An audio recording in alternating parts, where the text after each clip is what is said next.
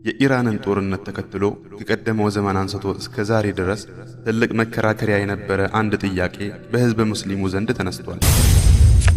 እኛ የሱና ተከታዮች ከሺዓዊቷ ኢራን ጋር በተለይም አሁን ካለው የኢራን መንግስትና ፖለቲካዊ ስርዓት ጋር የጋራ ጥምረት መፍጠር እንችላለን ወይ የሚል ነው ጥያቄው። ለዚህ ጥያቄ ዝርዝር ምላሽ ለመስጠት ግን በመጀመሪያ በቅደም ተከተል ልንመልሳቸው የሚገቡ ተከታታይ ነጥቦችን ማንሳት ይኖርብናል። በዚህ መሰናዷችን የምንዳስሳቸውም እነዚህኑ ይሆናል። በመጀመሪያ ሺዓዎች ራሳቸው እንደ ሙስሊም ይታያሉ ወይስ ከኢስላም የወጡ ኩፋሮች ተደርገው ነው የሚፈረጁት የሚለውን እናያለን። በመቀጠልም በዓለም ላይ ያሉ የሺዓ ተከታዮች በሙሉ በአንድ ወጥ የፖለቲካ ጥላ ስር የሚመሩ ናቸው ወይስ የተለያዩ ቡድኖችና መዝሃቦች አሏቸው? እንዲሁም በእነርሱ ላይ ሁክም ስንሰጥ ማለትም ከኢስላም ወጥተዋል ወይም አልወጡም ስንል በአጠቃላይ የሺዓ ተከታይና በተወሰኑ ግለሰቦች መካከል ያለውን ልዩነት እንዴት እናየዋለን? ይህንንም ለማብራራት ወደ ታሪክም መለስ እንላለን። የሱናና የሺዓ ተከታዮች በታሪክ ሂደት ውስጥ ጥምረት ፈጥረው ያውቃሉን? የጋራ ጠላትን ለመመከትስ በአንድነት የቆሙባቸው አጋጣሚዎች ነበሩ? ከዚያም ወደ አሁኑ ዘመን በመመለስ ጥያቄያችንን እንቀጥላለን።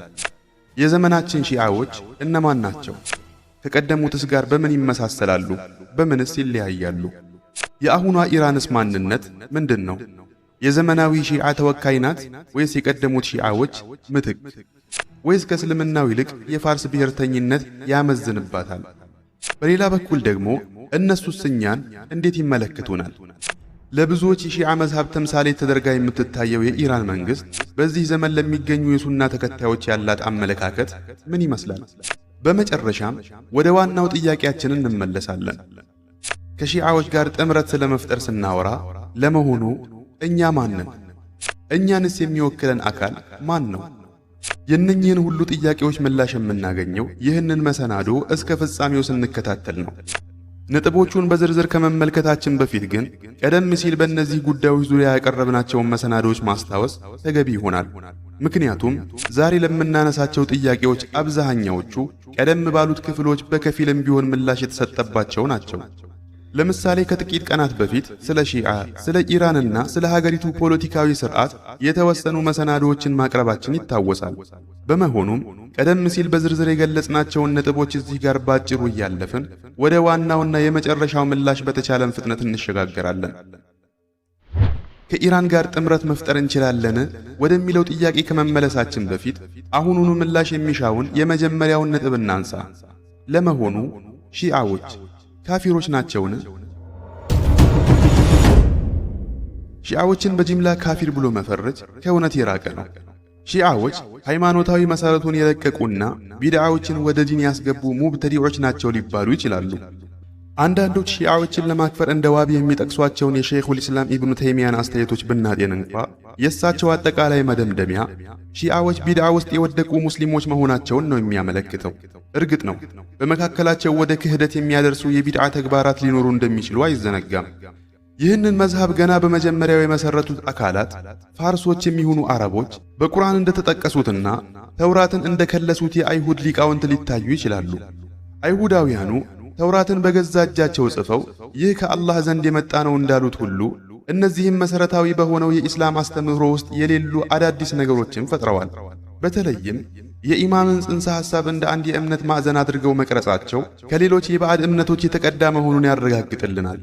በመሆኑም ከመጀመሪያውኑ ይህንን መንገድ የቀየሱት ሰዎች ዲኑን ለማዛባትና ወደ ሌላ ሃይማኖት ለመቀየር ያለሙ ሙናፊቆች ሊሆኑ እንደሚችሉ ይገመታል። ነገር ግን በታሪክ ሂደት ውስጥ ሁልጊዜ እንደሚታየው ከመስራቾቹ በኋላ የሚመጡት ተከታዮች አሊያም ሙቀሊዶች ወይም የቀደሙትን ፈለግ አላዋቂ ተከታዮች ናቸው። ነገር ግን በታሪክ ሂደት ውስጥ ሁልጊዜ እንደሚታየው ከመስራቾቹ በኋላ የሚመጡት ተከታዮች ሙቀሊዶች ወይም የቀደሙትን ፈለግ አላዋቂ ተከታዮች ናቸው። እንዲያውም አብዛኛዎቹ የሺዓ መዝሃብ ተከታዮች ለኢስላም የቀረቡ ሆነው ይገኛሉ።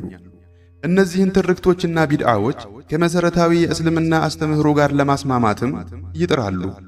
ይህ ሁኔታ በቃዲያንያ እምነት ላይም የታየ ነው።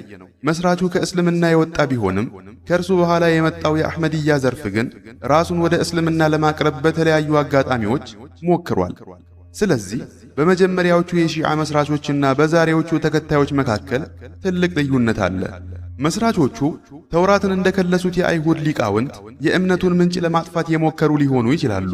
ይሁን እንጂ በቀጣዮቹ ትውልዶች ዘንድ ያሉት የአይሁድ ሃይማኖት አባቶች ሳይቀሩ በእጃቸው ያለው መጽሐፍ እየተከለሰ መሆኑን ሳያውቁ ይህ እውነተኛ መጽሐፍ ነው ብለው አምነው የተቀበሉ ናቸው። በየዘመናቱ ጥቂት የማይባሉ ሰዎች እውነቱን እያወቁ ለማዛባት ቢጥሩም አብዛኛው የሃይማኖቱ ሊቅና መንፈሳዊ መሪ ግን ይህንኑ የተዛባ መንገድ እንደ እውነት አምኖ ይከተለዋል። ይህ እውነታ በሺዓዎች ላይም ይሰራል። ከተመሰረተ ከ1000 ዓመታት በኋላ በዛሬው ዘመን የምናያቸው የሺዓ መሪዎች ለራሳቸው መዝሃብ እጅግ ታማኝና የቀደሙት መሪዎቻቸውን ፈለግ የሚከተሉ ናቸው። አንዳንዴ በእስልምና ሕግጋት ወደ ኩፍር ሊያደርሱ የሚችሉ ተግባራትን ሲፈጽሙ ቢታዩም ወይ በታዊል አሊያም በትርጓሚ ለማለፍ ይሞክራሉ፣ ወይም ደግሞ በዝምታ ይሸፍኑታል። ከእነርሱ ውስጥ እጅግ አብዛኛዎቹ ከመጀመሪያውኑ በእምነቱ ላይ መዛባት መፈጠሩን ጭራሽ አያውቁም። ይህ መዝሃብ በቀጥታ ከሰማይ የወረደ በኢማሞቻቸው በኩል የተላለፈ ዋህይ እንደሆነ በጽኑ ያምናሉ። ይህንን ጉዳይ ይበልጥ ሚዛናዊ በሆነ መንገድ ለመረዳት ወደ ራሳችንም መመልከት ይኖርብናል። እኛም የሱና ተከታዮች ዘንድ እኔ ነኝ ትክክለኛው ሱኒ የሚሉ በርካታ ጀማዓዎችና መዝሃቦች አሉ። በታሪካችንም እርስ በርስ ደም አፋሳሽ የሆኑ የተክፊር ፍረጃዎችና ጦርነቶች ተካሂደዋል። አሁን ላይ በእነዚህ መዝሃቦች መሪዎች መካከል የሚደረጉ ውይይቶችን ወይም ክርክሮችን ብናጤን ብዙዎቹ የራሳቸውን መዝሃብ መሰረት በሚገባ እንደማያውቁ እንረዳለን። እንዲያውም ተቃራኒ ወገኖቻቸው ስለነሱ መዝሃብ ይበልጥ ያውቃሉ፣ በዚያውም ይሞግቷቸዋል። እውነታው ሲገለጥላቸውም ስህተታቸውን ከማመን ይልቅ በጭፍን ወገንተኝነትና በመዝሃብ አጥባቂነት የቀደሙ መሪዎቻቸውን ስህተት ለማስተባበልና ትርጉም ለመስጠት ይጥራሉ። በታሪክ ሂደት ውስጥም ቢሆን አንድ ሰው የያዘውን መዝሃብ ትቶ ወደ ሌላ ሲቀየር ማየት እጅግ ብርቅ የሆነውም ለዚሁ ነው። በሺዓዎች ዘንድም ቢሆን ከመንገዳቸው ተመልሰው ስህተታቸውን ያረሙ ጥቂቶች አይደሉም። አንዳንዶቹ ወደ ሱናው መንገድ ሲመለሱ እንደ አሕመድ አልካቲብ ያሉ ምሁራን ደግሞ በመዝሃባቸው ውስጥ ያሉትን ስህተቶችና አውዳሚ አስተሳሰቦች ከተረዱ በኋላ እኔ አሁን ሱኒም ሺዓም አይደለሁም የሚል አቋም ይዘዋል። እንደ ሐይደር ሑበላህ ያሉ ደግሞ አሁንም ራሳቸውን እንደ ሺዓ ቢቆጥሩም በሺዓ የኋላ ታሪክና ተውፊት ውስጥ የተሰገሰጉ በርካታ ተረትና አፈ ታሪኮችን አጥብቀው ይቃወማሉ። አሁን ደግሞ ወደ ተክፊር ፍረጃው ጉዳይ እንመለሳለን። እነዚያ የመዝሃቡ መስራቾች ወይም ደግሞ በእምነቱ ውስጥ መዛባትና መከለስ መኖሩን እያወቁ ዛሬም ድረስ በዚያው የቀጠሉ ዑለማዎች ከሃዲዎች ናቸው ቢባል እንኳ ይህም ፍርድ ወደ ተራው ሕዝብ ማውረድና ማጠቃለል አይቻልም። በእስልምና ሕግጋት ውስጥ በጀማዓ ላይ የሚሰጥ የክህደት ብይንና በተወሰነ ግለሰብ ላይ የሚሰጥ ብይን ግልጽ ልዩነት አላቸው። አንድን ግለሰብ ከመሰረታዊው እስልምና አውጥቶ በክህደት ለመፈረጅ መሟላት ያለባቸው መስፈርቶችና የኩፍር ፍረጃው እንዲጸና መወገድ ያለባቸው ቅድመ ሁኔታዎች አሉ። ለዚህም ግለሰቡ ትክክለኛ መረጃ ሊደርሰው፣ የዲን ጅህልናው ሊወገድለት፣ ጥርጣሬውም ሊጠራለት፣ እንዲሁም ድርጊቱን የፈጸመው ሆን ብሎና መርጦት መሆኑን ሊረጋገጥ ይገባል። በተጨማሪም ለሚፈጽመው ስህተት የራሱ የሆነ አሳማኝ ትርጓሜ አሊያም ታዊል ሊኖረው ይገባል። ስለዚህ በጠቅላላው ሲታይ ሺዓዎች ራፊዳ ብለን ብንጠራቸውም እንኳ እንደ ኸዋሪጅና ሙዕተዚላ ሁሉ መሰረቱን ከለቀቁ የኢስላም ዘርፎች አሊያም ሙብተዲዖች ተለይተው አይታዩም። እርግጥ ነው እንደ ድሩዝ፣ ኢስማዒልያ ወይም ዓለውያ ካሉ ቡድኖች ጋር ፈጽሞ ሊወዳደሩ አይችሉም። ምክንያቱም እነዚህኞቹ ከእስልምና ሙሉ በሙሉ የወጡ እንደ ሰላት ያሉ መሰረታዊ የእምነት ግዴታዎችንም የማይተገብሩ ናቸው። በተግባርና በእምነት አቋማቸው እነዚህ ቡድኖች ከእስልምና ያፈነገጡ ቢሆኑም ሺዓዎች ግን ከኸዋሪጅና ከሙዕተዚላ ጋር በተመሳሳይ ጎራ ይመደባሉ። እንዲያውም በራሳችን በሱና ተከታዮች ዘንድ እንኳ አንዳንድ ሰለፊዮች አሻዒራዎችንና ሱፊዮችን ወደ ኩፍር የሚያደርሱ ቢድዓዎች አሉባቸው ብለው ይተቻሉ። ነገር ግን ይህን ትችት ወደ ተራው ሕዝብ አወርደው ሰዎችን ከእስልምና አያስወጡም። ምክንያቱም ተራው ሕዝብ ሺዓም ቢሆን እንኳ በልቡ በአላህና በነቢይ ሰለላሁ ዐለይሂ ወሰለም በጽኑ ያምናል። ዛሬ በኢራን የምናያቸው የሺዓ ሴቶች ለምሳሌ ሸሪዓን አክባሪ ናቸው። ሂጃባቸውን ይጠብቃሉ፣ ሰላታቸውን ይሰግዳሉ፣ በረምዳን ቁርአን ያኸትማሉ። እንዲሁም ለሐጅና ለዑምራ ወደ መካ በተደጋጋሚ ይጓዛሉ። በመሆኑም እነዚህን ሰዎች በጅምላ ከእስልምና አጥር ማውጣት አይቻልም። አዎን፣ ወደ ኩፍር የሚያደርሱ ስህተቶች ሊኖሩባቸው ይችላል። ነገር ግን አብዛኛው ተራው ሕዝብ ስለ እነዚህ ስህተቶች ምንም የሚያውቀው ነገር የለም፣ ውጤቱንም አያስተውሉትም። አንዳንዶቹ ስለ ስህተቶቹ ቢያውቁና በዕለት ተዕለት ዲናዊ ሕይወታቸው ላይ ተጽዕኖ ቢኖረው እንኳ እንደ ክርስቲያን ወይም እንደ አይሁድ ባለ ቀጥተኛ ከሃዲነት ልንፈርጃቸው አንችልም። ቀደም ሲል እንደጠቀስኩት በሱና መዝሃቦች መካከል እንኳ ለምሳሌ በሰለፊያና በአሻዒራ መካከል አንዱ ሌላውን ሊያከፍር የሚችል የቃላት ፍልሚያ ሊኖር ይችላል። ነገር ግን ይህ ፍረጃ ወደ ተራው ሕዝብ አልፎ ተርፎም ወደ ብዙዎቹ ምሁራን ሊዘልቅ አይችልም። ምክንያቱም ሁሉም ለያዙት አቋም የራሳቸው የሆነ ሃይማኖታዊ ትርጓሜና ምክንያት አሊያም ታእዊል አላቸው። እንዳለመታደል ሆኖ በክርክሮችና በውይይቶች ወቅት እንደምናስተውለው በአንዳንድ ኪታቦች ላይ ይህንን ንግግር የተናገረ ሰው ከሃዲ ነው የሚሉ ሰፋ ያሉ ድምዳሜዎችን እናገኛለን። እንዲህ አይነት ንግግሮች በራሳቸው ወደ ኩፍር የሚያደርሱ ቢሆኑም ንግግሩን የተናገረውን ግለሰብ ግን በቀጥታ ካፊር ላያሰኙት ይችላሉ። ይሁን እንጂ በእነዚህ መጻሕፍት ውስጥ የሰፈሩትን ዝርዝር ነጥቦች ተራው ሕዝብ ይቅርና ብዙዎቹ መሻይኾችና ጠለበተል ዒልም እንኳ በትክክል ያውቋቸዋል ማለት አይቻልም። ይህንን የተክፊር መለኪያ በሁሉም ላይ የምናሰፍን ከሆነማ መላው የሙስሊሙ ኡማ እርስ በርስ ተከፋፍሮ ካፊር ሊባል ነው። ለምሳሌ አንዳንድ ሰለፊዎች ብዙዎቹን አሻዒራዎች ያከፍራሉ። እንዲያውም እንደ አዲሶቹ መዳኺላ ወይም ሐዳድያ ያሉ አክራሪ ቡድኖች አልአዝሃር ዩኒቨርሲቲን የክህደት ምንጭ አድርገው እስከ መሳል ደርሰዋል። በሌላ በኩል ደግሞ አንዳንድ አሻዒራዎች ወይም ሱፊዮች ተቃራኒ ወገናቸውን ወሃብይ እያሉ ሲፈርጁ ይስተዋላል። ስለዚህ በምሁራዊ ጥናቶች ውስጥ የተጠቀሱትን ወደ ኩፍር ያደርሳሉ የተባሉ ቢድዓዎችን መሰረት በማድረግ ይህንን የፍረጃ በር በሰፊው የምንከፍት ከሆነ መላው ኡማ ካፊር ሆኖ ሁላችንም ወደ እሳት ልንገባ ነው ማለት ነው። ያም ሆነ ይህ ቀደም ሲል ደጋግሜ እንደገለጽኩት ስለ ተክፊር እንዲሁም በሱና በአሽዓሪያና በሰለፊያ መካከል ስላለው ፍጭት ወደፊት በዝርዝር የምንመለከተው ይሆናል። አሁን ወደ ሌላው መሰረታዊ ጥያቄ እንለፍ። ለመሆኑ ሺዓዎች በሙሉ አንድ አይነት ናቸውን? ሺዓዎች በዋናነት በቢድዓ ውስጥ የወደቁ ቡድኖች ናቸው ብለን ብንደመድም እንኳ ሁሉንም በአንድ መጥለፍና ካፊር ማለት ስህተት መሆኑን አይተናል። ነገር ግን ሁሉም ሙስሊም ናቸው ብንል አልፎ ተርፎም ሁሉም ካፊር ናቸው ብለን ብናስብ እንኳ በመካከላቸው ያለው ማንነት አንድ ነውን? ቀደም ሲል እንደ አሕመድ አልካቲብና ሐይደር ሑበላህ ያሉ ሰዎችን በወፍ በረር ስማቸውን ጠቅሰናል። ከእነርሱም በተጨማሪ በሊባኖስ እነ ሙሐመድ ሁሰይን ፈድለላህ፣ ሙሐመድ ማህዲ ሸምሰዲን እንዲሁም ከማል አልሐይደርን የመሳሰሉ ታላላቅ ዑለማዎችን መጥቀስ ይቻላል። በፖለቲካው ረገድም ቢሆን በዓለም ዙሪያ ባሉ ሺዓዎች መካከል ብዙ የሱና ተከታዮች የማይገነዘቡት ሰፊ ልዩነትና መከፋፈል አለ። ብዙዎቹ የሱና ተከታዮች ሺዓን የሚወክለው ኢራን እንደሆነች፣ የኢራን መሪዎችም እነ ሩሑላህ ኹመይኒ፣ ዓሊ ኻሜነኢና ልጃቸው እንደሆኑ ያስባሉ። እዚህ ጋር ቀደም ሲል የጠቀስኩትን ነጥብ ባጭሩ ላስታውሳችሁ። ኢራን ላይ የዊላየተል ፈቂህ አሊያም የዑለማ አስተዳደር ጽንሰ ሐሳብን ወደ ተግባራዊ ፖለቲካ የቀየረው ኹመይኒ ነው። የዚህ አስተሳሰብ ስር መሰረት በሂጅራ 10ኛው ክፍለ ዘመን ወደ ነበረው አልሙሐቂቅ አልከረኪ የሚመዘዝ ቢሆንም የጽንሰ ሐሳቡ ግልጽ ቀመር የተነደፈው ግን ከኹመይኒ 100 ዓመት ቀደም ብሎ በአሕመድ አልነራቂ አማካይነት ነው። ኹመይኒ ያደረገው ይህንን ንድፈ ሐሳብ አበልጽጎ በተግባር ላይ ማዋል ነው።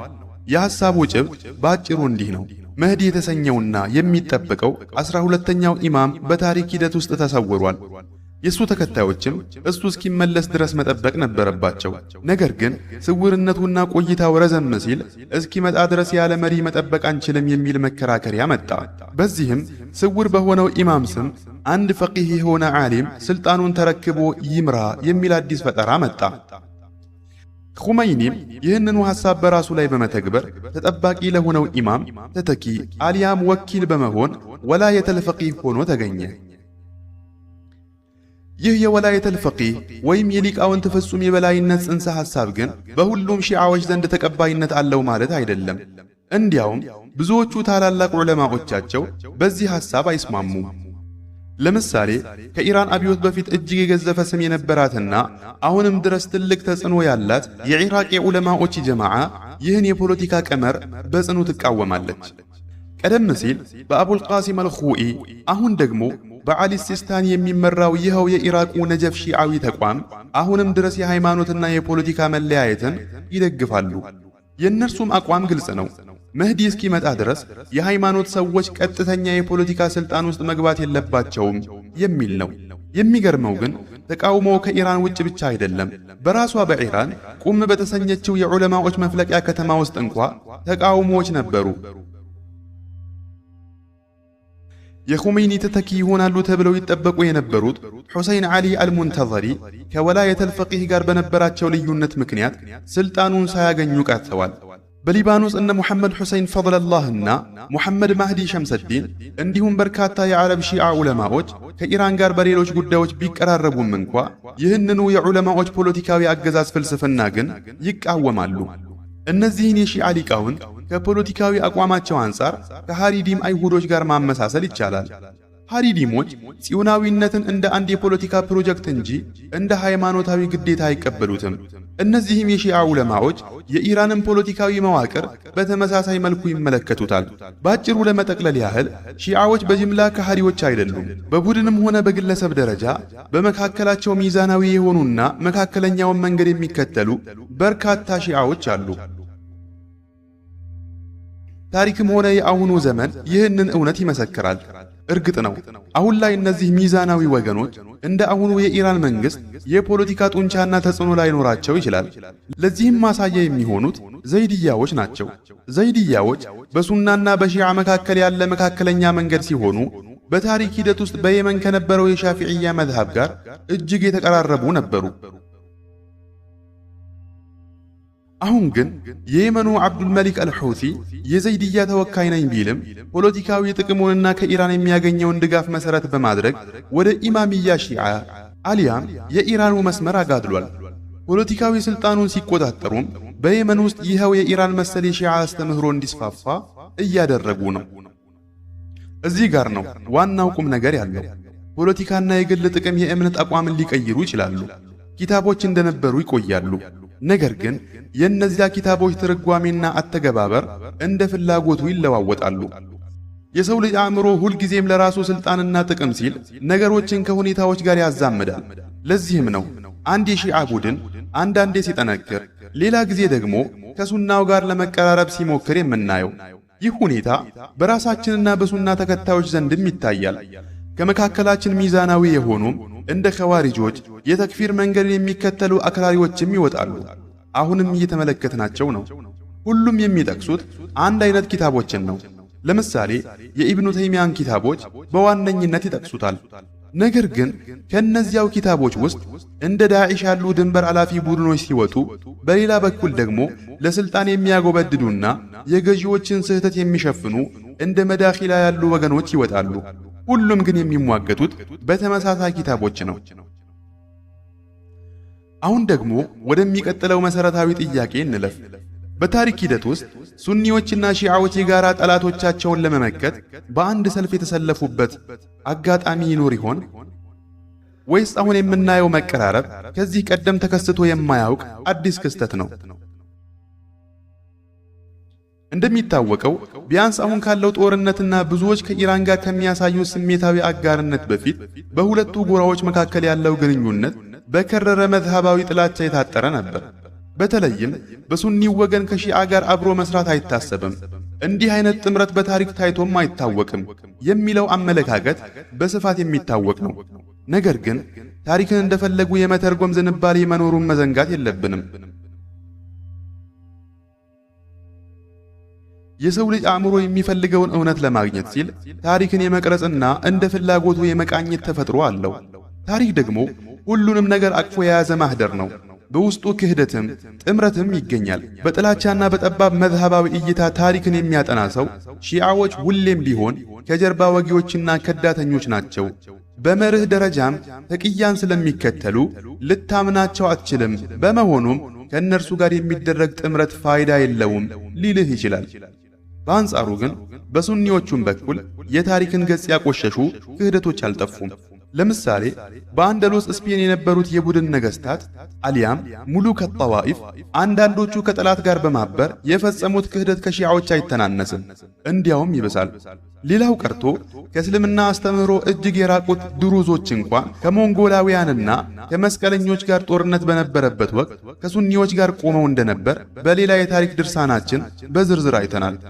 አሁን በሚያሳዝን ሁኔታ የሙስሊሙ ኡማ በታሪኩ አይቶት በማያውቅ ደረጃ ደካማና የተከፋፈለበት ምዕራፍ ላይ ይገኛል። በተለይም የሱኒው ዓለም ክፉኛ ተዳክሟል። ጠላቶቻችን ግን ከመቼውም ጊዜ በላይ በተሻለ ጉልበትና አቅም ላይ ናቸው። በዚህ ምክንያት አሁን የምንሰማቸው የታሪክ ትንታኔዎች በሁለቱ ጎራዎች መካከል ባለው የበላይነት ፍልሚያ ተጽዕኖ ስር የወደቁና ለፖለቲካዊ ፍጆታ ተብለው የተቆነጸሉ ናቸው። ወደ ዋናው ጥያቄ ስንመለስ በሺዓና በሱኒ መካከል ጥምረት ተፈጥሮ ያውቃልን? መልሱ አዎ የሚል ነው። ቢያንስ በሁለት ታላላቅ የታሪክ አጋጣሚዎች ወሳኝ ጥምረቶች ነበሩ። የመጀመሪያው ምዕራፍ በአራተኛው የሂጅራ ክፍለ ዘመን ገደማ ስልጣን ላይ የወጣውና የሺዓ አስተሳሰብን ይከተል የነበረው የቡወይሂዮች መንግስት ነው። ቡወይሂዮች እየበረቱ መጥተው ባግዳድን በመቆጣጠር የአባስያን ኸሊፋ ስልጣን ቢቀንሱም የሚገርመው ግን ኸሊፋውን እንደ ተምሳሌታዊ መሪነቱ አስቀምጠውታል። በዚህም የጋራ የእስላም ስርዓት ተፈጠረ። በመስጂዶች የአባሲያኑ ኸሊፋ ስም እየተነሳ ዱዓ ይደረጋል። ፖለቲካዊና ወታደራዊ የበላይነት ግን በቡወይሂዮች መሪዎች እጅ ነው። ይህ ሁኔታ በሁለቱ መካከል የጥቅም ትስስር እንዲፈጠር አደረገ። በዚህም የተነሳ በባይዛንታይንና እጅግ አክራሪ በነበሩት ቃራሚጣዎች ላይ በጋራ ዘምተዋል። በወቅቱ በነበረው ጦር ግንባር የሺዓው ቡወይሂይና የሱኒው አባሲያን ጎን ለጎን ቆመው ተዋግተዋል። ይህ ጥምረት እንከን አልባ ነበር ባንለውም የጋራ ጠላትን ለመመከት ግን የታሪክ ምስክርነት ያለው ሐቅ ነው።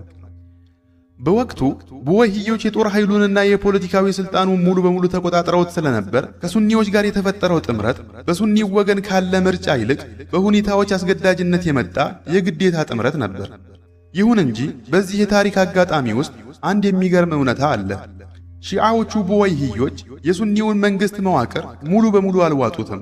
ከሁሉም በላይ ደግሞ ህዝቡን ወደ ሺዓነት ለመቀየር የሞከሩበት አንድም አጋጣሚ አልነበረም። የመንግስት መስሪያ ቤቶችም ቢሆኑ በነበሩበት የሱኒ አሰራር እንዲቀጥሉ በመደረጋቸው ይህ ክስተት በታሪክ ውስጥ የራሱ የሆነ ልዩ ቦታ እንዲኖረው አድርጎታል። ወደ ሁለተኛው የታሪክ ምሳሌ ስንመለስ የፋጢሚዮችን ዘመን እናገኛለን። እነዚህ ወገኖች ከዚህ ቀደም በኢስማዒልያ መሰናዷችን በዝርዝር እንዳየነው ከእስልምናው ዓለም የተገነጠሉና የራሳቸው የሆነ ባጥንያ እምነት የነበራቸው ናቸው። በወቅቱ ግብፅንና ሰፊውን የሰሜን አፍሪካ ግዛት ሲያስተዳድሩ፣ ካይሮን ሲቆረቅሩና የአልአዝሃር መስጂድን ሲገነቡ የሙስሊም መንግስት መስለው ቢታዩም ውስጣዊ እምነታቸው ግን ከእስልምና መሰረታዊ አስተምህሮ የራቀ ነበር። እዚህ ጋር ግን አንድ ልብ ሊባል የሚገባው ቁም ነገር አለ።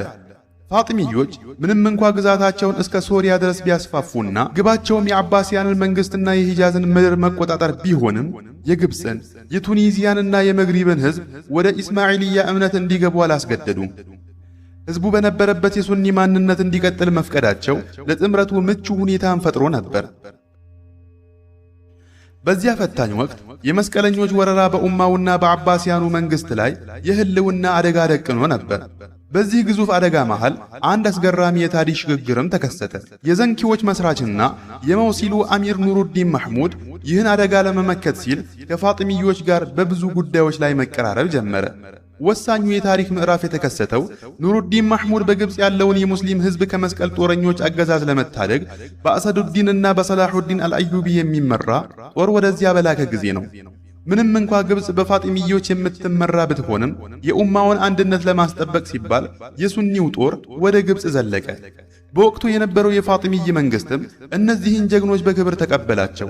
ሰላሁዲን አልአዩቢ መጀመሪያ የአሰዱዲን በኋላም የፋጢሚዮች ኸሊፋ ሆኖ ተሾመ። ምንም እንኳ በስም ኸሊፋው ቢኖርም እውነተኛው የመንግስት መሪ ግን ሰላሁዲን ነበር። በመጨረሻም የመጨረሻው የፋጢሚይ ኸሊፋ ሲሞት ያ የሺዓ መንግስት አከተመለት። ሰላሁዲን ግብፅን ሙሉ በሙሉ በመረከብ ሀገሪቱን ወደ ቀድሞ የሱኒ መስመርና ወደ ሙስሊሙ ህብረት መለሳት። ስለዚህ በታሪክ ሂደት ውስጥ ያየነው ሐቅ የሚያስገነዝበን አንድ ትልቅ ቁም ነገር አለ። ከዛሬዎቹ የኢራን ሺዓዎች ይልቅ ከእስልምናው ዓለም እጅግ ርቀው የሚታዩት ኢስማዒልያዎች እንኳ የጋራ ጠላት በገጠማቸው ጊዜ ከሱኒዎች ጋር ተባብረዋል። ይህም የሆነው የጋራ ጠላት መኖሩ የግድ ስለሚል ነው። ቀደም ባለው መሰናዷችን ላይ በሰፊው እንደዳሰስነው ጠላቶቻችን ከመስቀል ጦረኞች ጦርነትና ከቅኝ ግዛት ዘመን ጀምሮ እስከ አሁኗ ሰዓት ድረስ እኛን የሚመለከቱት እንደ አንድ ሕዝብና እንደ አንድ ኡማ ነው። ታዲያ አሁንም ቢሆን እንዲህ አይነት ጥምረት መፍጠር ይቻል ይሆን ለሚለው ጥያቄ ምላሹ የሚሆነው አዎን፣ ታሪክ ይህንኑ መስክሯል። ዋናው ጉዳይ ያለው እንደ ሁኔታዎቹ መለዋወጡ ላይ ነው።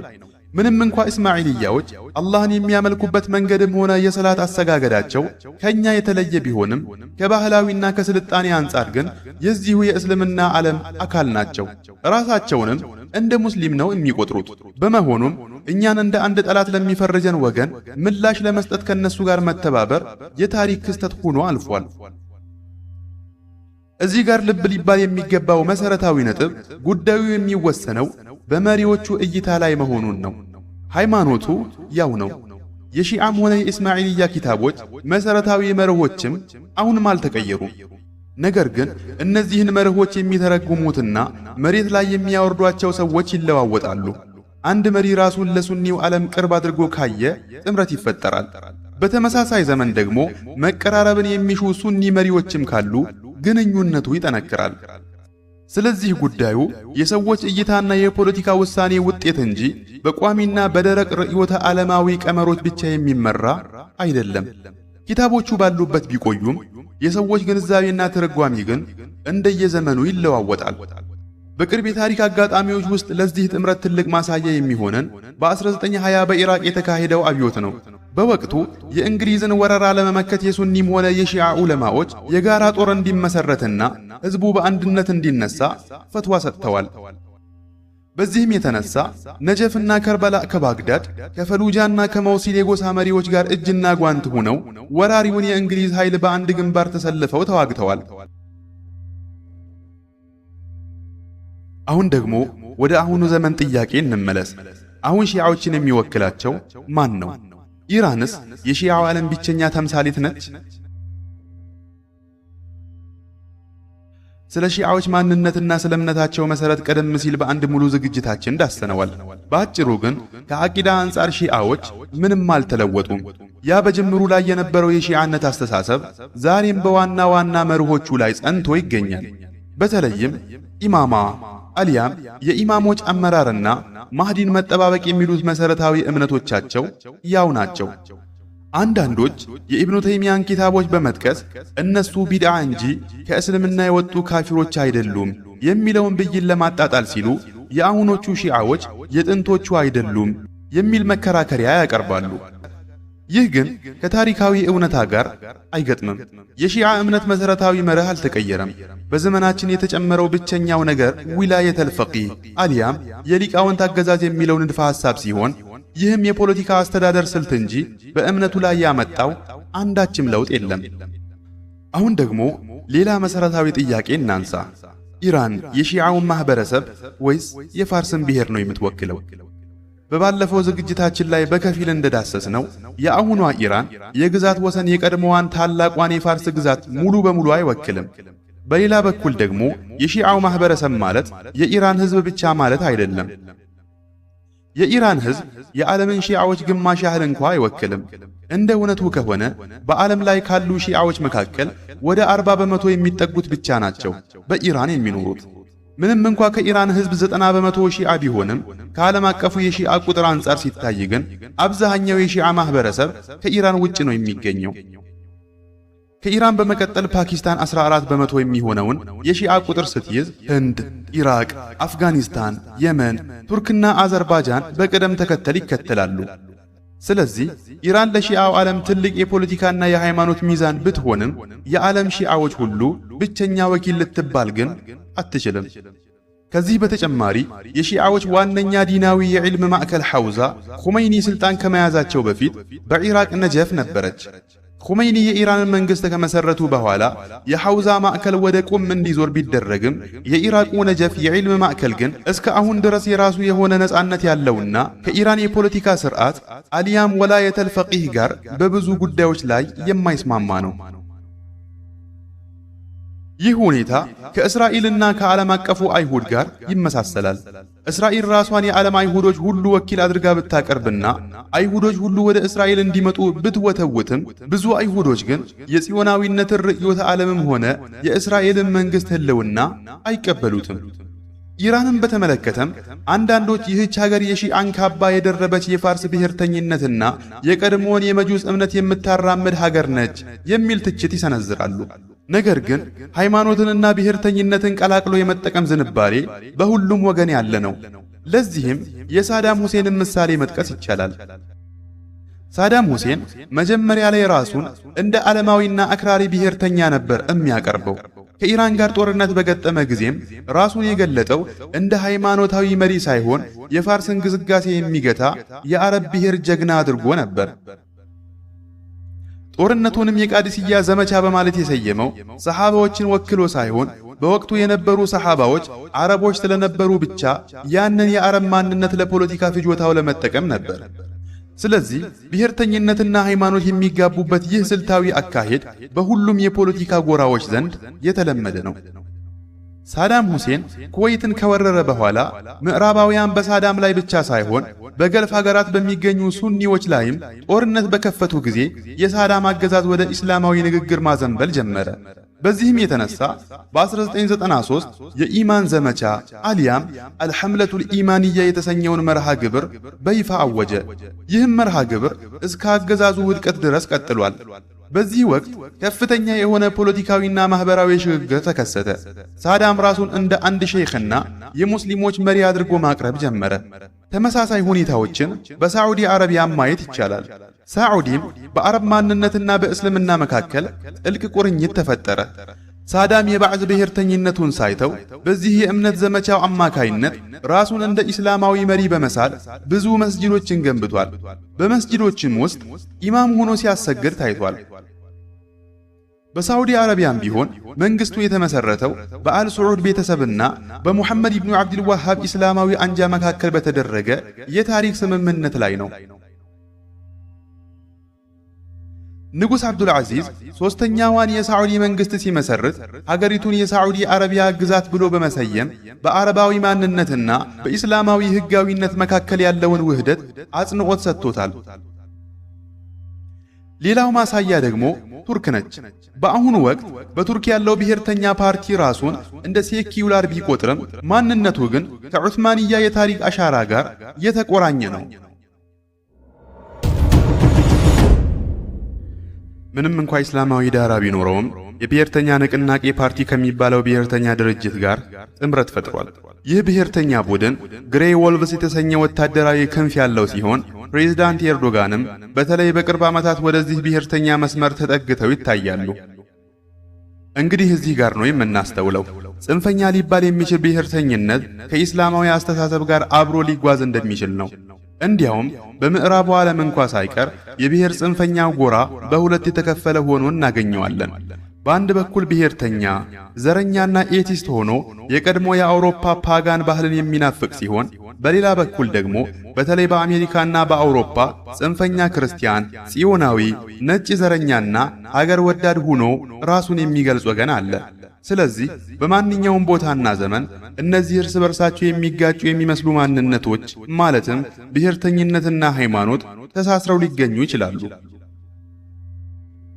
አንዳንዶች በሺዓና በአይሁድ እምነት ውስጥ ሃይማኖቱ ዓለም አቀፋዊ ስለሆነ ከብሔርተኝነት ጋር መጋጨት የለበትም ብለው ቢጠብቁም በተግባር ግን ተቃርኖ አብሮ ይኖራል። በመሆኑም ኢራን የፋርስ ብሔርተኝነትንና የመጁስ ማንነትን ስለምታራምድ ሃይማኖተኛ ልትሆን አትችልም የሚለው መከራከሪያ ሚዛን የሚደፋ አይደለም። እንዲህ አይነቱ የብሔርና የሃይማኖት ቅልቅል በማንኛውም ስልጣኔና ፖለቲካዊ ስርዓት ውስጥ ያለና የነበረ ሐቅ ነው። በርካታ ሀገራት እርስ በርሳቸው የሚጋጩ ቢመስሉም ሃይማኖታዊ ማንነትንና ብሔርተኝነትን አቀናጅተው ይጓዛሉ። እዚህ ጋር አንድ መሰረታዊ ጥያቄ ማንሳት ይቻላል። የአሁኗ ኢራን የጥንቱን የቡወይሂ ወይም የፋጢሚ በተለይም የኢስማዒልያ ፋጢሚዮችን ሥርወ መንግሥታትን ትመስላለችን? ይህ ጥያቄ እጅግ አስፈላጊ የሚሆነው ካለፈው የታሪክ አሻራ በመነሳት ለወደፊቱ ፍንጭ ለማግኘትና ቀደም ሲል በሱኒና በሺዓ መካከል የነበረው አይነት ጥምረት ዳግም ሊታሰብ የሚችል መሆኑን ለመረዳት ስለሚያስችል ነው። እንደሚታወቀው ሁሉ ከኹመይኒ አብዮት በፊት የነበረችው ኢራን ጽንፈኛ ሴኪዩላርና ከምዕራባውያን እንዲሁም ከእስራኤል ጋር የጠበቀ ቁርኝት የነበራት ሀገር ነበረች። ይህ ግንኙነቷ ደግሞ እንደ አሁኖቹ የአረብ መንግስታት ብቻ ሳይሆን ከዚያም በባሰ መልኩ ራስን አሳልፎ የመስጠትና የአንጋሽነት ጥገኝነት የታየበት ነበር። በምሳሌነትም የአሁኗን የተባበሩት አረብ ኤምሬቶች መንግስት ትመስላለች ማለት ይቻላል። ከኹመይኒ አብዮት በኋላ ግን ነገሮች ስር ነቀል በሆነ መልኩ ተቀየሩ። የምዕራባውያንና የጽዮናውያን ተላላኪ የነበረው የኢራን ስርዓት ሲወድቅ የሱኒ እስላማዊ ንቅናቄዎች ይህንን ድል የሙስሊሙ ዓለም ጠላቶች ላይ የተቀዳጀው ድል አድርገው በደስታ ተቀበሉት። በዚህም ምክንያት የኢኽዋኑል ሙስሊሚን ልዑካን ቡድን ወደ ቴህራን በማቅናት ከኹመይኒ ጋር ተገናኙ። ያሲር አረፋትም አብዮቱን ለመደገፍና የእንኳን ደስ አላችሁ መልእክት ለማስተላለፍ ቀድመው ወደዚያው ካቀኑት መሪዎች አንዱ ነበሩ። ሆኖም ከቆይታ በኋላ የአብዮቱ ሌላኛው ገጽ መታየት ጀመረ። ኹመይኒ እስላማዊ አብዮቱን ወደ ቀሪው አካባቢ የማስፋፋት ሥራ ተያያዙት። በኢራን ሕገ መንግሥት አንቀጽ 154 ላይ ኢስላማዊ ሪፐብሊክ ኢራን በየትኛውም የዓለም ክፍል የሚገኙ የተገፉ ሕዝቦች በአምባገነኖች ላይ የሚያደርጉትን ሕጋዊ ትግል ትደግፋለች የሚል ድንጋጌ ሰፈነ። እርግጥ ነው እነዚህ ቃላት ሰፊና ግልጽ ያልሆኑ በመሆናቸው ኢራን እንደ ፍላጎቷ ትርጓሜ እየሰጠችባቸው የተገፋው ማን ነው፣ አምባገነኑስ የትኛው ነው የሚለውን ለራሷ ፖለቲካዊ ፍጆታ ትጠቀምበታለች። ይህ ድጋፍ ደግሞ እንደ አረብ አብዮት ለሕዝባዊ አመጽ የሚሰጥ ድጋፍ ሳይሆን አካባቢውን በሺዓ አስተሳሰብ የማጥለቅለቅና የሺዓ አብዮትን የማቀጣጠል ዓላማ የነበረው ነበር። ይህም መህዲ የሚባለው መሪ እንዲመጣ መንገድ የመጥረግ ወይም ሂደቱን የማፋጠን ስውር እሳቤን ያዘለ ነበር። ይህ ሁኔታ የቀድሞ የሶቪየት ኅብረት ለአብዮታዊ ንቅናቄዎች ከሚሰጠው ድጋፍ ጋር ሊመሳሰል ይችላል። ሶቪየቶች የሶሻሊዝም ርዕዮተ ዓለም ለማስፋፋት ቢጥሩም ድጋፍ ለሚሰጡት አካል ሁሉ ኤቲስትነትን እንደ ቅድመ ሁኔታ ያስቀምጡት ነበር። ግባቸው በዋነኝነት ፖለቲካዊ ተጽዕኖን መፍጠርና ስልጣንን ማስፋፋት ነበር። በሶቪየት ኮሚኒስት ፓርቲ ውስጥም ቢሆን በትሮትስኪና በስታሊን መካከል የነበረውን ልዩነት ማጤን ይገባል። ትሮትስኪ ኮሚኒዝምን በመላው ዓለም የማስፋፋት ጽንፈኛ አቋም የነበረው ሲሆን፣ ስታሊን ግን በመጨረሻ እሱን በማስወገድ የራሱን መንገድ ተከትሏል። በእርግጥም ስታሊን ከኹመይኒ ይልቅ በተግባራዊና በብልሃት ላይ በተመሰረተ ፖለቲካ የሚመራ ነበር። ኹመይኒ ግን ሃይማኖታዊ መስፋፋትን እንደ ዋነኛና የመጨረሻ ግቡ አድርጎ የያዘው የዚያ ጽንፈኛ ክንፍ ተምሳሌት ተደርጎ ሊወሰድ ይችላል። ለሱና ለተከታዮቹ የዚህ ሁሉ ጥረት ማጠቃለያ ግብ መህዲ የተባለው መሪ የሚመጣበትን ጊዜ ማፋጠን ነው። በ1979 የኢራንን አብዮት የመሩት ወጣቶችና የአብዮቱ ዘብ አባላት ኹመይኒ ከስደት ተመልሶ ስልጣን ሲይዝ የነበራቸው መንፈስ ከአምልኮ ስሜት በላይ ነበር። የዚያን ጊዜ የተቀረጹ ቪዲዮቹን መለስ ብሎ ላየ ሰው ነገሩ ለማመን የሚከብድ ነበር። ከሰማይ መህዲ የወረደላቸውና ወደ ቀደመው የታሪክ ክብር የተመለሱ መስሏቸው ነበር። ኹመይኒ ራሱ የመህዲ ተወካይ ወይም የሱን መምጣት የሚያፋጥን ወላየተል ፈቂህ መሪ ተደርጎ ስለታሰበ መህዲ በእነሱ የህይወት ዘመን እንደሚመጣ በጽኑ ያምኑ ነበር። ኢራናውያን በዚህ ከፍተኛ ሞራልና አላህ ከጎናችን ነው በሚል እምነት ለዚህ ታላቅ ዓላማ ሕይወታቸውንና ደማቸውን ለመስጠት ቅንጣት አላንገራገሩም። እዚህ ጋር አንድ ትልቅ ነጥብ ማስተዋል ያስፈልጋል።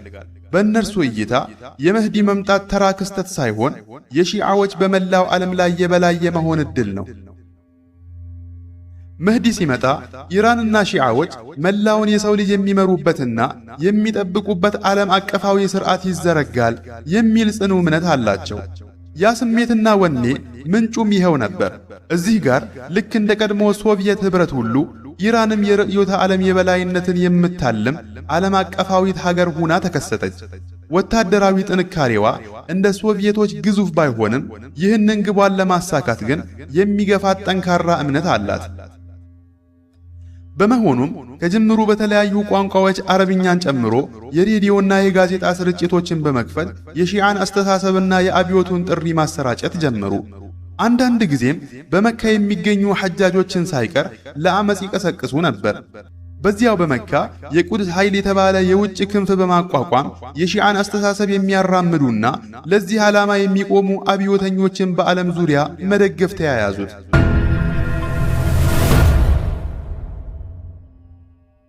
ኹመይኒ ቁድስን የሙስሊሙ ዓለም ስሜት መቆጣጠሪያና ወደ ሺዓነት መለወጫ ማዕከል አደረጋት። ሆኖም የሺዓዎች የአኺሩ ዘማን ትርክት ከሌላው የሙስሊም ዓለም እይታ ጋር በእጅጉ ይጋጫል። ጉዳዩ እንደ ሺዓዎች የሃይማኖቱ ዋነኛ ምሰሶ ተደርጎ ግን አይወሰድም። ብዙ ዑለማዎች በመህዲ መምጣት ዙሪያ የጠራና እርግጠኛ የሆነ መረጃ የለም ይላሉ። በሱኒዎች ዘንድ በዋነኝነት የሚጠበቀው የዒሳ መውረድና ከአይሁድ ጋር የሚደረገው ታላቅ ፍልሚያ ነው። መህዲ ግን በወቅቱ ሙስሊሞችን የሚመራ አንድ መሪ ብቻ ተደርጎ ነው የሚታሰበው። ለሺዓዎች ግን ይህ የህልውና ጉዳይ ነው። የመህዲ መውጣት በእምነትና በክህደት በክፋትና በደግነት መካከል የሚደረግ ወሳኝ ነጥብ ነው። ሌላው ትልቁ ልዩነት የሚመነጨው ዋነኛው ጠላት ማን ነው ከሚለው ጥያቄ ነው። በእኛ በሱኒዎች እይታ የመጨረሻው ዘመን ትልቁ ፈተና ዒሳ ዓለይሂ ሰላም የሚገድለው ደጃል ነው። በሺዓዎች ዘንድ ግን ዋናው ጠላት ደጃል ሳይሆን ሱፊያኒ የተባለው አካል ነው። ይህ አካል የአቡ ሱፊያን ዘር እንደሆነና እሱም ሙናፊቅ እንደሆነ ያምናሉ። በእነሱ ትርክት መሠረት ሱፊያኒ የሱኒዎችን ጦር እየመራ ይመጣና በመሬት ተውጦ ይጠፋል። ይህንን ጉዳይ ቀደም ባለው መሰናዷችን በዝርዝር አይተነዋል። እዚህ ጋር ነው እንግዲህ የኢራን መንግሥት ለምን በቁድስና በአቅሳ መስጂድ ላይ ትኩረት እንዳደረገ የሚገለጠው። ከኹመይኒ የወላየተል ፈቂህ አስተሳሰብ ውጭ የሆኑ አንድ ሊባኖሳዊ የሺዓ ዓሊም በሺዓዎች እምነት መስጂድ አልአቅሳ የሚገኘው በፊለስጢን ምድር ሳይሆን በአራተኛው ሰማይ ላይ ነው። ረሱል ሰለላሁ ዐለይሂ ወሰለም በሌሊት ጉዟቸው መጀመሪያ ያረፉት በዚህ ሰማያዊ መስጂድ እንደሆነና ከዚያም ወደ ሰባተኛው ሰማይ እንደወጡ ያምናሉ። እንዲያውም በእነሱ ዘንድ በኢራቅ የሚገኘው የኩፋ መስጂድ ሱኒዎች አቅሳ ብለው ከሚጠሩት የኢየሩሳሌም መስጂድ የላቀ ቦታና ክብር አለው። ይህ ማለት በሺዓዎች የአኺሩ ዘማን እሳቤ ውስጥ ለፍልስጤምም ሆነ ለኢየሩሳሌም የሚሰጥ ሃይማኖታዊ ፋይዳ የለም ማለት ነው። ለቀረበላቸው ጥያቄ የሰጡትን ምላሽ ልብ ብላችሁ አድምጡ። በሺዓ እምነት ለኢየሩሳሌም የሚሰጥ ሃይማኖታዊ ቦታ አለን ተብለው ሲጠየቁ አቅሳ የሚባለው በአራተኛው ሰማይ እንጂ በፊለስጢም ላይ ያለ አይደለም የሚል ምላሽ ነው የሰጡት።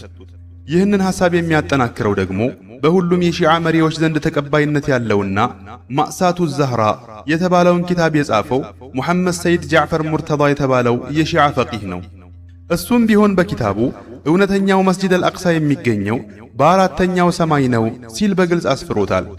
ከኢማም ዓሊ ብን አቢ ጣሊብ ረዲየላሁ ዐንሁ ተገኘ ተብሎ በተጠቀሰው ዘገባ በበይተል መቅዲስ ከመስገድ ይልቅ በኩፋ መስጂድ መስገድ እንደሚበልጥ ተገልጿል። ታዲያ የኢራን መንግሥት ለምን ቁድስ፣ አቅሳ እና አቅሳ ላይ እንሰግዳለን የሚሉ መፈክሮችን ያዥጎደጉዳል? መልሱ ግልጽ ነው። ዓላማው ፖለቲካዊ እንጂ ሃይማኖታዊ አይደለም። ኢራን የፊለስጢንን ጉዳይ እንደ መሸፈኛ የምትጠቀመው የሙስሊሙን ዓለም ስሜት ለመቆጣጠርና በልባቸው ውስጥ ሰርጎ ለመግባት የምትጠቀምበት ስልታዊ መሳሪያ ስለሆነ ነው። አዎን፣ ግቡ ግልጽ የሆነ ፖለቲካዊ ስሌት እንጂ ዲናዊ ፋይዳ የለውም። ሃይማኖታዊ ሽፋኑም ቢሆን የሕዝብን ስሜት ለመቀስቀስና ለዓላማቸው ለማሰለፍ የሚጠቀሙበት ድንቅ ስልት ነው።